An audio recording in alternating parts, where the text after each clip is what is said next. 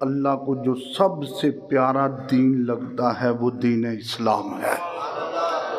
حضرات گرامی، ایک بار حضرت داؤد علیہ السلام نے عرض کیا، یا اللہ میں میزان کو دیکھنا چاہتا ہوں۔ اللہ تعالیٰ نے داؤد علیہ السلام کو میزان کا ایک پلڑا دکھایا۔ یہ داؤد علیہ السلام اللہ کے وہ نبی ہیں کہ جن کو اللہ تعالیٰ نے زبور عطا فرمائی ہے۔ یہ اس خوبصورت الفاظ میں اور اس خوبصورت انداز میں تلاوت کرتے تھے کہ نہر کا چلتا ہوا پانی بھی رک جاتا تھا، آسمان کی بلندیوں میں اڑتے ہوئے پرندے بھی رک کر ان کی تلاوت کو سنا کرتے تھے۔ وہ کہتے ہیں نا، کسی کو دعا دینی ہو تو یوں کہا کریں کہ اللہ تمہیں لحن داؤدی عطا فرمائے۔ تو حضرت داؤد علیہ السلام نے عرض کیا، مولا مجھے میزان کا پلڑا دکھا۔ تو اللہ تعالیٰ نے داؤد علیہ السلام کو میزان کا پلڑا دکھایا۔ تو داؤد علیہ السلام کہنے لگے، یا اللہ یہ اتنا چوڑا اتنا لمبا ہے۔ پتہ ہے کتنا چوڑا تھا؟ علامہ ساوی لکھتے ہیں کہ جتنا زمین اور آسمان کا فاصلہ ہے اتنا ایک پلڑے کا فاصلہ تھا۔ عرض کیا، مولا اس کو کون بھرے گا؟ اتنا لمبا چوڑا یہ کون بھرے گا؟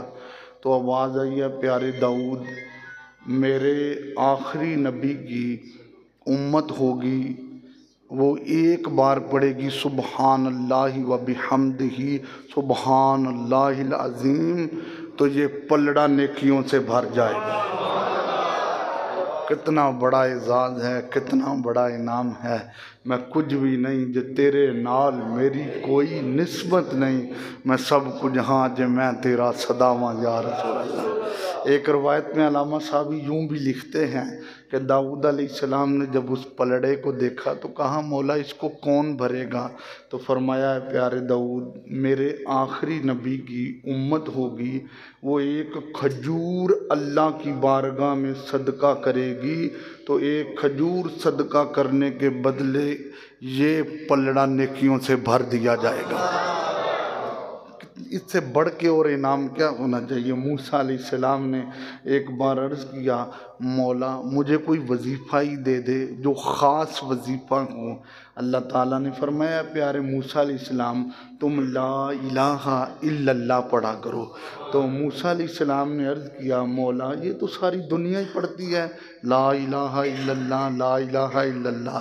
فرمایا، پیارے موسیٰ علیہ السلام لا الہ الا اللہ اس کا وزن اتنا ہے کہ اگر یہ ترازو کے ایک پلڑے میں رکھ دیا جائے اور دوسرے پلڑے میں 7 زمینیں اور 7 آسمان، اور حدیث کے الفاظ ہیں وما فیہا، جو کچھ ان کے اندر ہے وہ سب کچھ رکھ دیا جائے تو پھر بھی کلمے والا پلڑا بھاری ہو جائے گا۔ تو لہٰذا ہمیں یہ دیکھنا ہوگا کہ ہم نے اپنے اس پلڑے کو کیسے بھاری کرنا ہے۔ آئیے اگلی حدیث کی جانب چلتے ہیں۔ میرے آقا کے پیارے صحابی حضرت ابو درداء رضی اللہ عنہ روایت کرتے ہیں، مشکات میں حدیث موجود ہے، اللہ کے رسول نے فرمایا، ان اثقل شیء، فرمایا سب سے وزنی چیز یوضع فی میزان المؤمن، فرمایا مومن کے میزان میں جو سب سے وزنی چیز ہوں گی وہ اس کے اچھے اخلاق ہوں گے، وہ اس کے اچھے اخلاق ہوں گے۔ آج بندے کو یہ لگن رہتی ہے اور اس کی کوشش رہتی ہے میں قیمتی سے قیمتی چیز کو خریدتا جاؤں، تو میزان میں سب سے قیمتی چیز جو ہوگی وہ اچھے اخلاق ہوں گے۔ اور اگر اخلاق حسنہ کی جھلکی دیکھنی ہو تو پھر میرے آقا کی سیرت کو دیکھ لیں، لوگوں نے پشت پہ اوجری رکھی، میرے نبی نے پھر بھی معاف کیا۔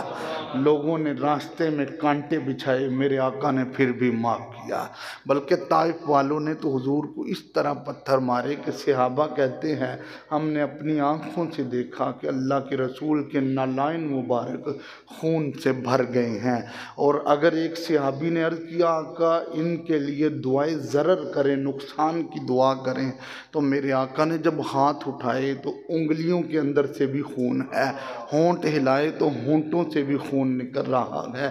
اور اللہ کے رسول نے دعا کی، یا اللہ اس قوم کو ہدایت عطا فرما، میں ان کے لیے زحمت نہیں تیری رحمت بن کے آیا ہوں۔ یہ تھا میرے آقا کا عظیم خلق، عظیم اخلاق، کہ جب ایک مہمان آیا سرکار نے ان کو بستر دیا اور وہ رات سویا تو اس نے پاخانہ میرے نبی کے بستر پہ کر دیا، اور صبح کے وقت اللہ کے رسول بستر کو اٹھا کے خود دھو رہے ہیں، اور اس کی کوئی چیز اگر رہ گئی ہے تو وہ واپس اپنی چیز لینے کے لیے پھر آتا ہے۔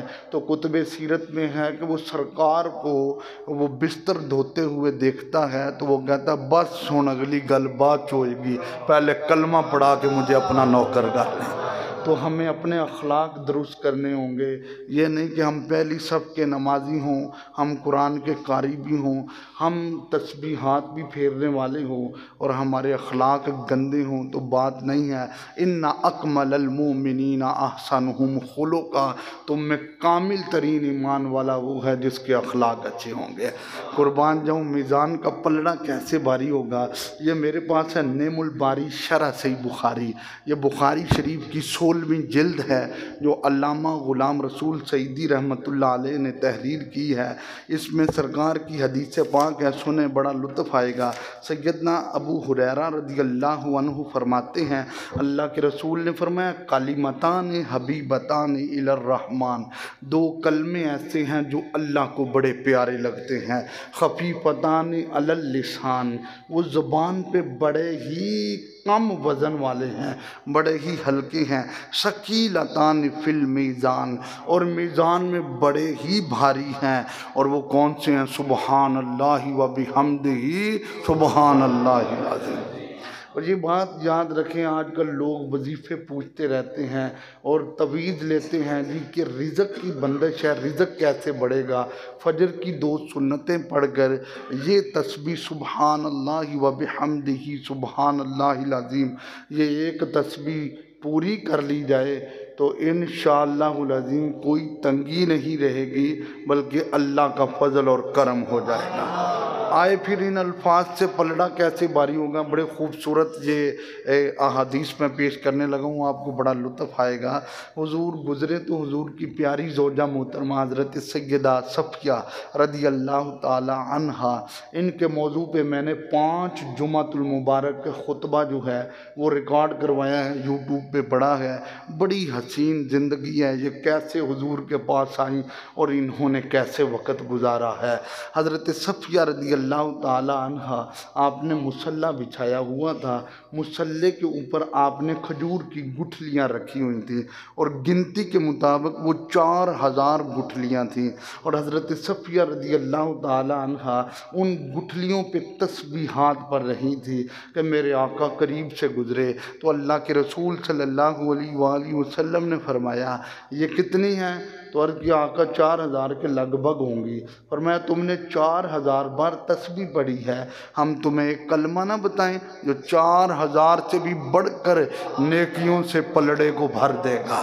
عرض کیا آقا بتائیں؟ اللہ کے رسول نے فرمایا سبحان اللہ عدد ما خلق، فرمایا جس نے یہ کلمہ پڑھا اس کا پلڑا ان گٹھلیوں سے بھی زیادہ نیکیوں میں پڑھا جائے گا۔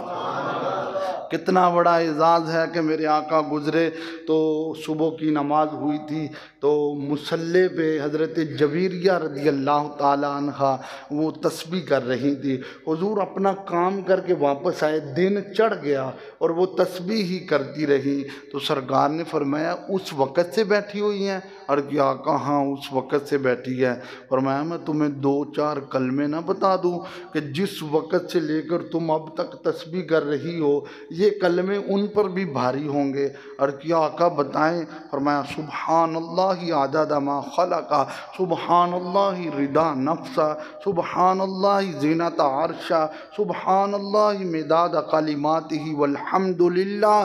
فرمایا یہ کلمات پڑھنے سے اتنا وقت جو تم نے تسبیحوں میں گزارا ہے اس سے بھی زیادہ اللہ تمہیں نیکیاں عطا فرمائے گا۔ حضرت انس نے ایک بار عرض کیا تھا آقا میں نے 10 سال آپ کی نوکری کی ہے تو میں کہاں آپ کو تلاش کروں؟ فرمایا انس میدان محشر میں 3 جگہوں میں مجھے تلاش کر لینا۔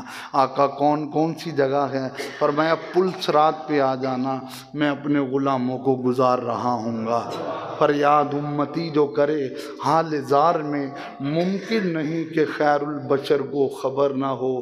پل سے اتارو تو راہ گزر کو خبر نہ ہو، جبریل جو پر بچھائیں تو پر کو بھی خبر نہ ہو۔ فرمایا دوسرا، فرمایا حوض کوثر پہ آ جانا، میں اپنے غلاموں کو پانی پلا رہا ہوں گا۔ میں نے ایک حدیث پاک میں پڑھا ہے کہ جب حوض کوثر پہ غلام پانی پینے کے لیے آئیں گے تو جب پیالے ختم ہو جائیں گے تو حضور عاشقوں کو اپنے ہاتھوں سے پانی کی بک بھر بھر کے پلا رہے ہوں گے۔ اور پھر اللہ کے رسول صلی اللہ علیہ وآلہ وسلم نے فرمایا اگر ان دونوں جگہوں پہ نہ ہوا تو پھر میزان پہ آ جانا، میں اپنے امتیوں کی نیکیوں کو دے رہا ہوں گا۔ پھر دیکھا نا یہ آدم علیہ السلام میدان محشر میں کہیں گے آقا وہ آپ کے امتی کو جہنم کی طرف لے کر جا رہے ہیں۔ حضور فرماتے میں اپنا تہ بند اوپر کر کے دوڑ لگا دوں گا، میں کہوں گا فرشتوں چھوڑ دو۔ فرشتے کہیں گے اللہ کا قانون ہے، اس کی برائیاں زیادہ ہیں، ہم اسے لے کر جا رہی ہیں۔ تو حضور فرماتے میں انہیں کہوں گا دوبارہ اس کے ذرا نامہ اعمال کا وزن کرو۔ تو جب دوبارہ نامہ اعمال کا وزن ہو رہا ہوگا تو نیکیوں کا پلڑا کیسے بھاری ہوگا؟ میرے آقا فرماتے ہیں میں نیکیوں والے پلڑے میں ایک پرچی رکھ دوں گا تو نیکیوں کا پلڑا بھاری ہو جائے گا۔ جب نیکیوں کا پلڑا بھاری ہو جائے گا فرشتے اسے کہیں گے جنت کی طرف چل، تو حضور فرماتے ہیں میرا وہ غلام کہے گا ہن جنت چ بعد چ جانا، پہلے ان سے تو پوچھنے دیں یہ کون ہیں جنہوں نے مجھ پہ کرم کیا ہے، جنہوں نے مہربانی کی ہے۔ سرکار فرماتے ہیں جب وہ مجھ سے بات کرے گا کہ اس پرچی میں کیا تھا کہ جس نے میری نیکیوں کا پلڑا بھاری کر دیا، تو فرمایا ایک بار جو تم نے لگن اور محبت سے مجھ پہ درود پڑا تھا، یہ وہ تیرا درود ہے جس نے نیکیوں کا پلڑا بھاری کر دیا ہے۔ آپ اپنی قسمت پہ ناز کیا کریں، ہم تو اذان سے پہلے بھی درود پڑھتے ہیں، بعد میں بھی پڑھتے ہیں، نماز کے بعد بھی پڑھتے ہیں، ہم تو دعا سے پہلے بھی پڑھتے ہیں بعد میں بھی پڑھتے ہیں، محافل میں پہلے بھی پڑھتے ہیں بعد میں بھی پڑھتے ہیں۔ ہم تو کوئی وظیفہ بتاتے ہیں تو پہلے کہتے ہیں اول و آخر درود شریف پڑھ لینا، اور جن کا اٹھنا بیٹھنا چلنا پھرنا رہنا سہنا درود پاک کی روشنی میں ہو تو پھر ان کا پلڑا میزان کا کیسے بھاری ہوتا جائے گا۔ تو لہٰذا آج کا ہمارا یہ موضوع اپنے اختتام کی طرف آ رہا ہے۔ آج بھی ہمیں اس پلڑے کو بھرنا ہوگا، اور وہ کیسے بھرنا ہوگا وہ صورتیں میں آپ کو بتا چکا ہوں۔ نیک اعمال کرتے جائیں گے میزان کا پلڑا بھاری ہوتا جائے گا، اور جس کا پلڑا بھاری ہوگا اس کا یہ جہاں بھی سنور جائے گا وہ جہاں بھی سنور جائے گا۔ کل 3 رمضان المبارک ہے، اور کل حضرت مولا علی کی زوجہ محترمہ میرے کریم آقا کی پیاری صاحبزادی حسنین کریمین کی امی جان سیدہ فاطمہ الزہرا رضی اللہ تعالیٰ عنہ آپ کا یوم وصال ہے۔ اور جب حضور سے پوچھا گیا کہ آپ نے ان کا نام فاطمہ کیوں رکھا ہے، فرمایا میں نے فاطمہ اس لیے رکھا ہے کہ جو ان سے پیار کرے گا وہ جنت میں جائے گا۔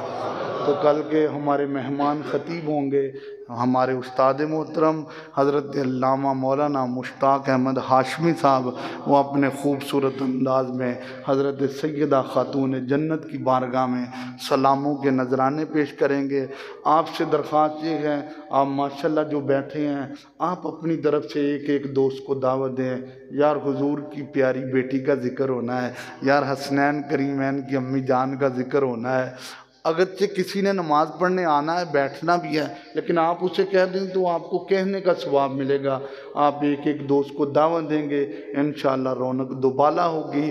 یہ ذکر سیدہ زہرا رضی اللہ تعالیٰ عنہا بندے کو دنیا میں سنوار دیتا ہے اور قبر و حشر میں نجات دیتا ہے۔ لا